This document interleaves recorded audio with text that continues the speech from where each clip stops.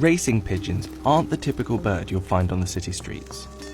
And these pedigree birds can sell for hundreds of thousands of dollars. In March 2019, Armando the racing pigeon sold to a bidder in China for over 1.4 million. So what is it that makes racing pigeons so expensive?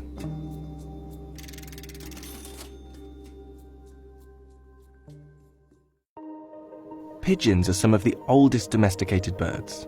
They've been kept for thousands of years and used for food, sending messages, and entertainment. They're appreciated not only for their speed, but for their looks too. And there are over 800 breeds of pigeon, many bred specifically to be exhibited at shows. Messenger pigeons were used across ancient Egypt and Rome, and their high value isn't new. In his book, Natural History, the Roman author Pliny the Elder wrote that many persons have quite a mania for pigeons, building towns for them on top of their roofs, and taking pleasure in relating the pedigree and the noble origin of each. And in about 50 BC, a single pair of pigeons was sold for 400 denarii, almost twice the annual pay of a Roman foot soldier at the time.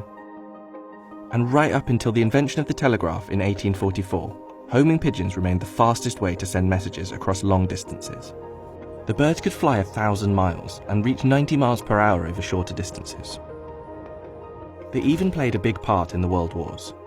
Thousands of pigeons were used in the First World War alone, and submarines, minesweepers and tanks often carried pigeons on board to send urgent messages back to base. Their role in the war wasn't limited to delivering messages though.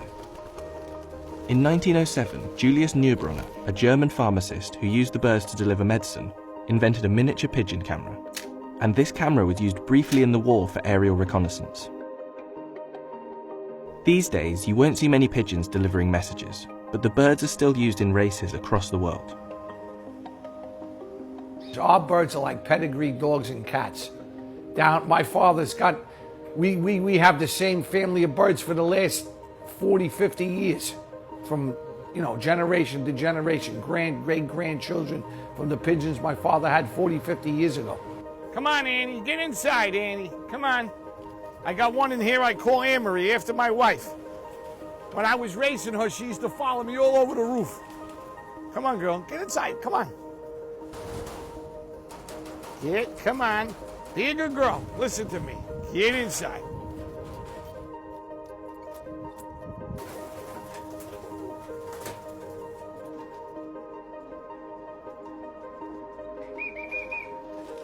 It was a simple thing to have down the garden. It was a way of racing. They used to gamble on them.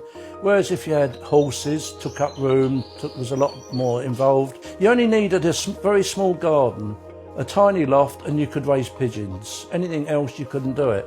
And I think that's why it became so popular.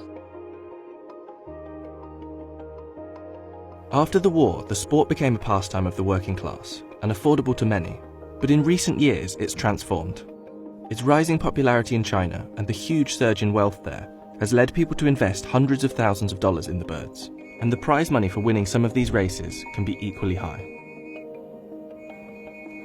Chinese bidders have spent millions of dollars on pigeons over the last few years, often buying them in from Belgium. And Armando's value rose to 1.4 million only because of a bidding war between two wealthy Chinese buyers. Despite reaching this record price, the bird is likely to never race again, and instead be used for breeding.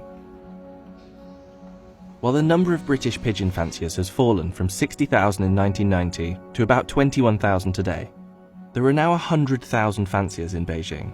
Taiwan alone has 500,000 fanciers, and these numbers are rising. The sport is even rapidly growing in Iraq, where a pigeon recently sold for $93,000. This recent surge in value has caused problems. In 2018, two men tried to win the prize money at a pigeon race by smuggling their birds on a bullet train. And in Taiwan, 5 members of an organised criminal ring were arrested for kidnapping valuable racing pigeons and holding them at ransom. This new expensive world of pigeon racing across Asia has changed the reputation of the sport. And for those with the money to buy the prize winners, these birds are a status symbol. But for those who've been doing it for years, it's not about the money, but the dedication and love of the sport. And nobody can really tell what's going to breed a perfect pigeon. You could pay a fortune for a pigeon. I think there's one been sold in China the chances are it may never breed a decent pigeon. Who knows? Where you could buy 2 pigeons for £10 each, they hit on and they could breed you winner after winner. That's what makes it so fascinating. I mean, I had one bird, my Hall of Fame hen. She flew 1,000 miles in 3 weeks. I put her in a 200, a 250, and a 500. The best race I ever won was the 500-mile race with my Hall of Fame hen. She come home 9:15 at night in the dark like a bat. I'm waiting and waiting and waiting, and all I heard was the whisper of the wind. Boom, she hit the coop. I jumped out of my shoes.